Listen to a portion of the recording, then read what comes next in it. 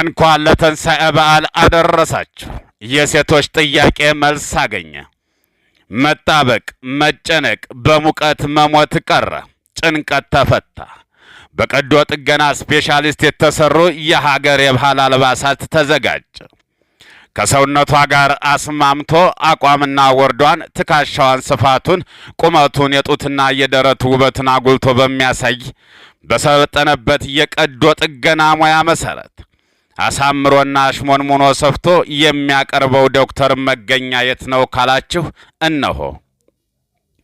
በተለይ በዘመኑ በሽታ ተይዛችሁ ለምትሟቀቁ እህቶቻችን፣ ከሀገር ውጭ በመጣ መጥፎ በሽታ የምትንገላቱ፣ በሱሪ፣ በታይት፣ በሚኒስከርት፣ በአጭር ጉርድ፣ በቱታ፣ በሚኒሄል በተባለ በሽታ ለምትሟቀቁ እህቶቻችን እነሆ መፍትሄው እዚሁ ተገኝቷል።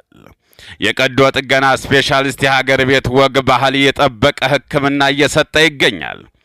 ከዚህ በሽታ ለመገላገል መፍትሄው ይህ ነው። እሞ ሀበሻ የባህል አልባሳት መሸጫ ጎራ ይበሉ።